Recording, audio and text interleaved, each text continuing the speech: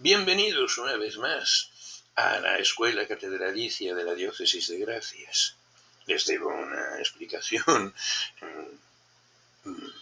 Estamos en el encuentro 28, no 28 propiamente, 28 bis, porque ha habido una serie de averías y de complicaciones con la tecnología y por eso no he podido grabar durante demasiado tiempo.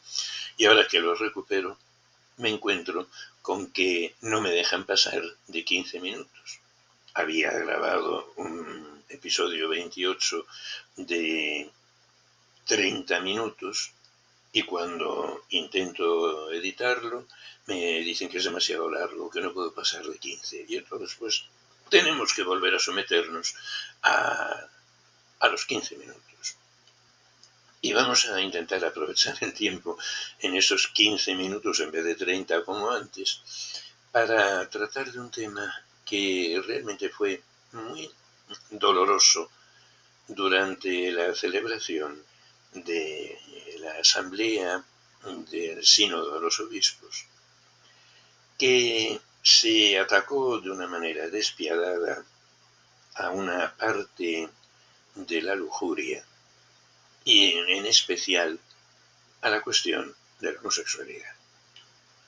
Y tenemos que ver desde el punto de vista de la palabra de Dios y de la teología de la Iglesia Católica qué es lo que hay de verdad y qué es lo que hay de exageración por parte de tantos y tantos fariseos actuales que siguen infestando escandalosamente muchas de nuestras comunidades católicas.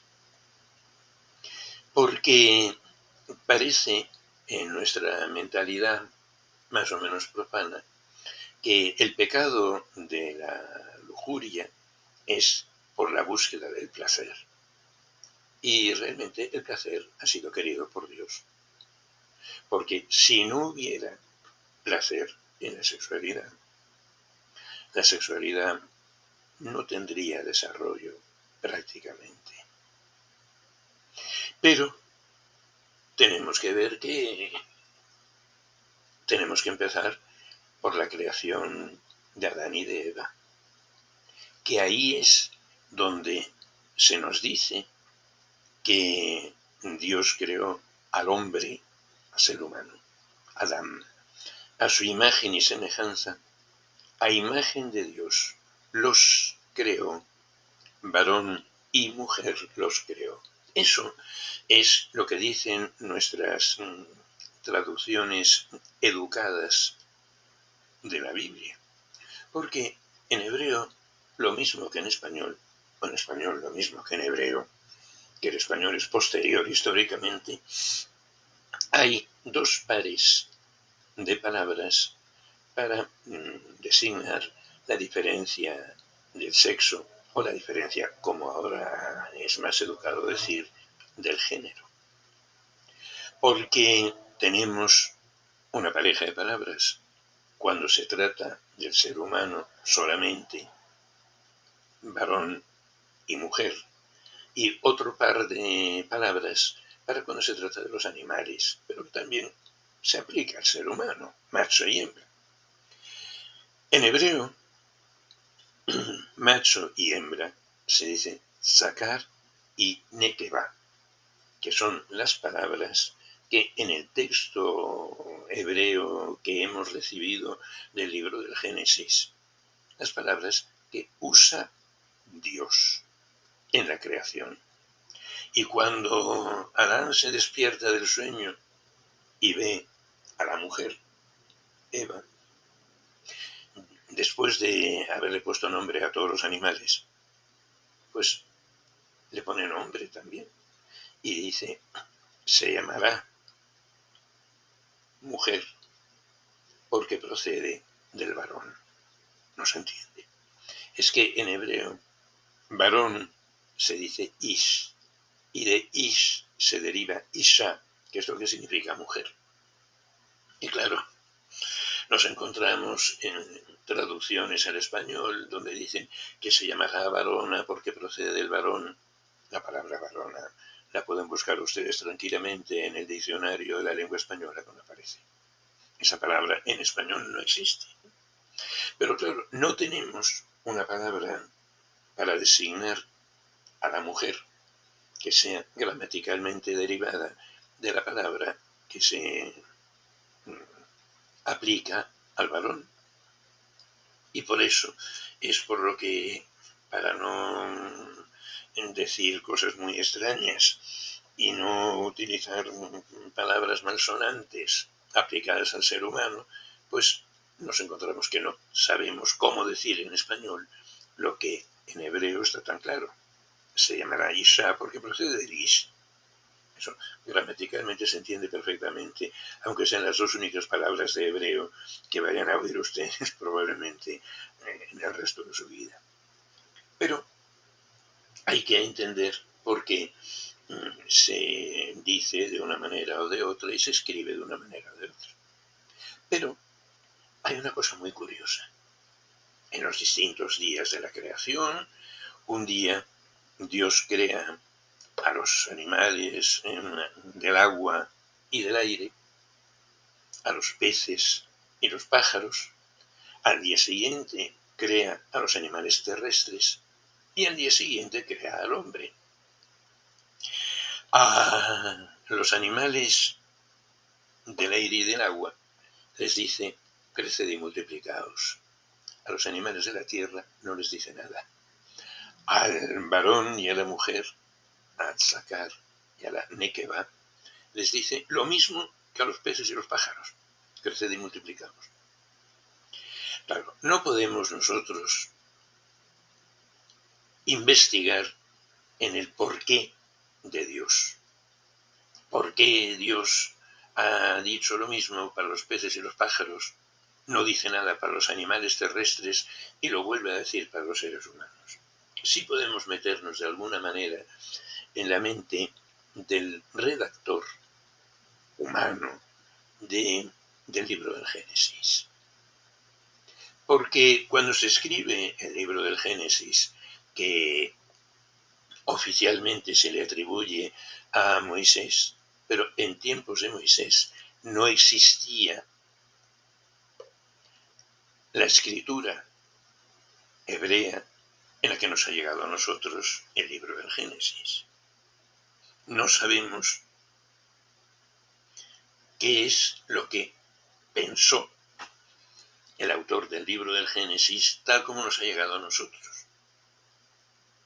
Y entonces, por el conocimiento que se podía tener de las ciencias naturales, se veía que había muchos peces en el agua, que había muchos árboles, muchos pájaros revoloteando por los aires, pero no había unos conocimientos de la zoología como los que podemos tener ahora nosotros para saber los huevos de los peces y las larvas de los peces y después cómo los pájaros anidan, y no andaban, probablemente el redactor del libro del Génesis no andaba subiéndose a los árboles para ver los nidos y los huevos de los pájaros.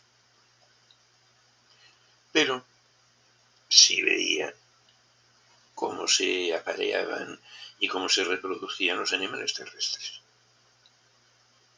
Y por la semejanza con el ser humano, Dios le tiene que dar instrucciones, le tiene que dar como un impulso a Adán y Eva para que hagan lo que es propio y exclusivo de Dios. Dios es el único que es autor de la vida y Dios condesciende con el ser humano para que transmitamos la vida que tenemos, que la hemos recibido de Dios, pero la hemos recibido de tal manera que la debemos compartir, que la debemos transmitir a la generación siguiente. Y por eso es por lo que les crea como varón y mujer y les dice que crezcan y que se reproduzcan, no como los animales, aunque lo parezca, sino por esa delegación de Dios que quiere compartir con nosotros la transmisión de la vida fisiológica, para lo cual es necesaria la cooperación corporal y fisiológica de un varón y de una mujer, y más adelante viene la transmisión de la vida de la gracia, de la vida sobrenatural, de la participación de la vida de Dios, que Dios lo tiene establecido por medio de los sacramentos de la Iglesia. Y de tal manera que hay un sacramento para la transmisión de la vida fisiológica, que es el sacramento del matrimonio, y un sacramento para la transmisión de la vida espiritual, que es el orden sacerdotal. De tal manera que podemos decir que el matrimonio es un sacerdocio y que el sacerdocio es un matrimonio. Tanto en lo uno como en lo otro, estamos dando nuestra propia vida a los que en el tiempo vienen después de nosotros. De eso la costumbre de llamarnos padre a los sacerdotes. Y de eso también el motivo de que los sacerdotes, por lo menos en los ritos occidentales del catolicismo, tengamos que ser aceptados para el sacerdocio una vez que nos hemos comprometido a vivir en continencia, lo que llamamos el celibato.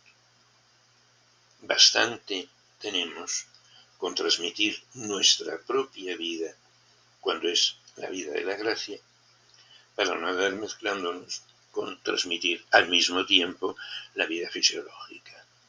Eso fue una norma disciplinaria de la Iglesia en el siglo IV. Vean que San Pablo, cuando escribe a Timoteo desde la cárcel, le dice que el obispo sea varón de una sola mujer. Nuestras traducciones piadosas dicen que sea esposo de una sola mujer. Mentira. En griego hay dos palabras distintas. Varón, aner, esposo, gamos. Y San Pablo, que sabía mucho griego, escribe que sea varón de una sola mujer. ¿Eso qué significa? Que en tiempos de San Pablo ya había varones de más de una mujer que querían ser obispo. Porque de lo contrario no hubiera dicho que tampoco que sea recién bautizado, en fin. Y entonces, pues, la transmisión de la vida no es imitación de los animales, aunque los animales, sin necesidad de que Dios les dijera nada, y el redactor del libro del Génesis había pensado que Dios había creado a los animales con el instinto opuesto, y es verdad. Y sin embargo, el pecado está, y eso estamos 13:53, estamos casi terminando los 15 minutos, el pecado consiste en hacer estéril lo que Dios nos ha dado para hacer fecundo. Y entonces cualquier clase de ejercicio de la sexualidad que impida la transmisión de la vida, esto habrá que explicarlo un poco más en detalle en los próximos 15 minutos otro día, y en vez de en el número 28, en el número 29. Muchas gracias por su atención, que el Señor les bendiga, que se nos acaba el tiempo.